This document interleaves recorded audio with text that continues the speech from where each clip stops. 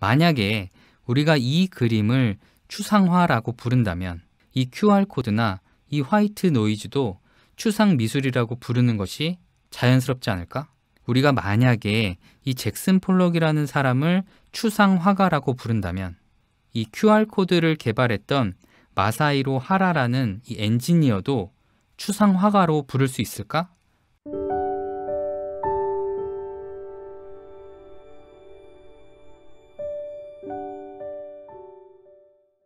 도대체 예술에서 우리가 추상이라는 단어를 어떻게 쓰고 있는가? 예술에서는 구상이라는 말의 반대 개념으로 추상이라는 단어를 쓰고 있구나.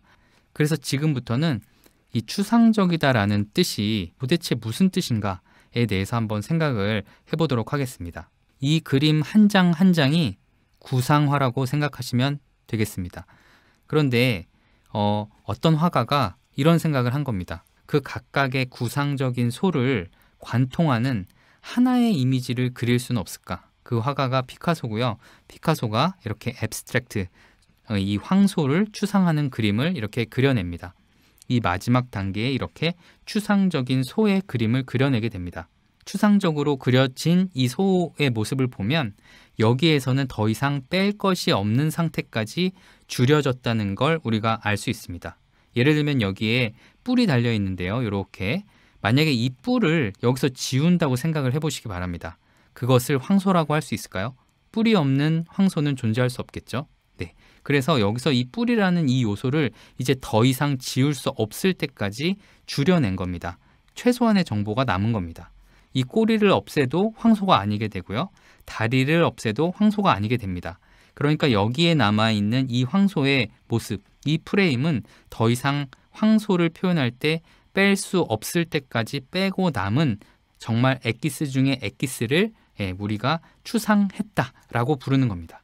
그 결과를 보면요. 구상적인 모든 황소를 한 번에 함축할 수 있는 최소한의 정보가 만들어진 것이고 우리가 이런 거를 추상이라고 부른다는 겁니다. 처음에 봤던 이 잭슨 폴록의 그림과 피카소가 추상 작업을 했던 이때의 황소의 모습을 잘 보시면 완전히 다르다는 것을 알 수가 있습니다. 이쪽에서는 모든 정보, 모든 구상적인 정보에서 꼭 있어야 할 정보만 추려낸, 엑기스만 뽑아낸 그런 최소한의 정보가 남아있는 반면에 여기에는 어떤 대상, 어떤 구상으로부터 뭔가를 함축해낸 방식이 아니라 오히려 어떤 대상도 보이지 않게 하는, 그래서 이거를 추상이라고 하기가 애매한 그런 상태의 그림이 그려졌고 이 두 가지가 같은 카테고리에 속하기는 어렵다는 것을 우리가 알 수가 있습니다. 현대에 와서 이런 추상이라는 기법이 어떻게 사용되고 있는가 보여주는 굉장히 좋은 사례인데요. 바로 아이콘입니다. 우리가 일반적으로 쓰는 이 아이콘이라는 것이 이 추상이 무엇인지를 너무나도 쉽게 우리에게 전달해주는 그런 사례입니다. 그래서 지금까지 우리가 이제 추상이라는 게 도대체 무슨 뜻인가를 생각을 해봤는데요. 이렇게 줄여서 말씀드릴 수가 있겠습니다. 추상이라는 것은 최소한의 정보로 전체를 표현하는 것이다. 이 관점에서 봤을 때, 이 관점에서 다시 잭슨 폴록의 그림을 봤을 때 조금 맞지 않는다는 생각이 드는 게 사실입니다. 지금 이제 미술 분야만 살펴봤는데요. 미술이 아닌 다른 분야에서 이 추상이라는 단어를 어떻게 쓰는지 한번 살펴보겠습니다. 이거는 이제 논문에서 아주 많이 발견되는 그 사례입니다. 앱스트랙트라고 어떤 논문이든지 앱스트랙트를 맨 앞에 쓰도록 이렇게 되어 있습니다. 왜 그런 거 아니? 논문의 길이라는 것이 뭐 50페이지가 될 수도 있고 100페이지가 될 수도 있는데 그거를 다 읽기가 어렵다는 거죠. 그러니까 앞에 앱스트랙트 요것만 읽어도 논문 전체에서 어떤 얘기를 하고 있는지를 내가 다 알려줄게 라고 하는 최소한의 정보입니다. 이 최소한의 정보로 논문 전체를 표현하는 것이 바로 앱스트랙트라고 우리가 할 수가 있겠습니다. 이것은 이제 사과가 떨어지는 운동이고요. 이것은 자동차가 앞으로 나아가는 운동이고요. 총알이 나가는 운동이고요. 전기 신호가 전달되는 운동이고요. 비행기가 날아가는 운동이고요. 행성들이 움직이는 운동입니다. 그런데 과학자들이 생각을 해보니까 이 각각의 구상적인 상황은 다 다르게 보이지만 이것을 관통하는 하나의 최소한의 정보가 있다는 겁니다. 그거를 잘 표현하는 식이 바로 이 F는 ma라는 운동식입니다. 그죠? 모든 구체적인 상황에서 운동은 다르게 보이지만 그 운동들의 모든 공통점이 무엇이냐 했을 때 F는 MA라는 식으로 정리가 되는 겁니다. 이것이 바로 최소한의 정보가 되겠고요. 이것으로 운동 전체를 표현하고 있다고 우리가 이렇게 생각을 해볼 수 있겠습니다. 통계를 많이 접하게 됩니다. 그런데 이 데이터 한 줄 한 줄은 다 다르게 보입니다만 이 데이터를 관통하는 어떤 공통적인 특징이 있다는 겁니다. 이런 식의 어떤 수식이 만들어진다고 합니다. 우리가 이런 거를 추상적이라고 부르는 겁니다. 그래서 우리가 이런 식을 보고 쉽게 이 식을 보고 뭔가 구체적인 상황을 떠올릴 수 없는 이유는 이 수많은 데이터가 갖고 있는 특징을 정말 너무 함축적으로 표현했기 때문에 이것만 보고서는 정말 이것이 무엇을 표현하고 있는지 잘 몰라서 우리가 당황하는 경우가 많습니다. 그렇지만 잘 살펴보면 이것이야말로 각각의 구체적인 정보를 가장 잘 담고 있는 최소한의 정보라고 할 수 있겠고요. 이것이 바로 추상의 결과라고 할 수 있겠습니다.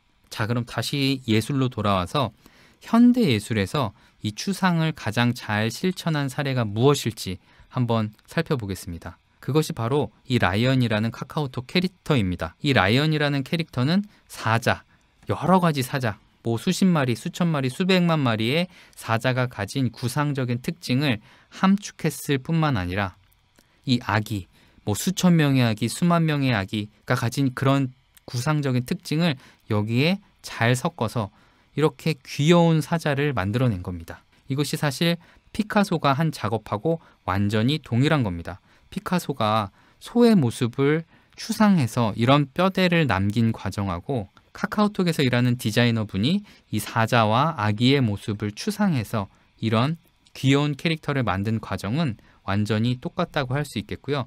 이것이야말로 현대예술에서 추상을 가장 잘 보여주는 사례, 그리고 일반인들에게도 가장 사랑받는 추상의 사례라고 할 수 있겠습니다. 조금 더 생각을 정리해 보기 위해서 비슷한 그림들끼리 묶어보세요 라는 퀴즈를 제가 냈다고 해보겠습니다. 이 황소의 그림과 이 운동하는 아이콘과 이 라이언이 하나의 카테고리로 이렇게 묶일 가능성이 높고요. 이 잭슨 폴록의 그림과 화이트 노이즈와 QR코드가 이렇게 하나의 카테고리로 묶일 가능성이 높습니다. 우리가 이것을 추상이라고 부른다면 그렇다면 얘는 과연 뭐라고 부르는 게 좋을까요? 이런 이제 비슷한 고민을 한 다른 학자가 있었습니다. 그 사람의 얘기를 들어보면 그동안 우리가 추상 미술이라고 불렀던 것들, 물론 그 중에는 우리가 얘기했던 흐름에 맞는 것들도 있습니다. 그렇지만 맞지 않는 어떤 것들은 이제 우리가 무상이라고 부르는 것이 더 맞지 않겠느냐 이런 얘기를 했습니다. 그래서 추상을 앱스트랙트라고 부른다면 무상은 넌 피규러티브라고 부르는 것이 좋지 않겠느냐. 상이 보이지 않는다. 저도 거기에 동감하는 입장입니다. 그래서 정리를 해보면 이 구상의 반대가 추상인가? 아니라는 겁니다. 오히려 추상은 구상에 대한 귀납이다. 우리가 이렇게 볼 수가 있겠고 굳이 구상에 대한 반대 개념을 찾자면 그것은 무상일 것이다.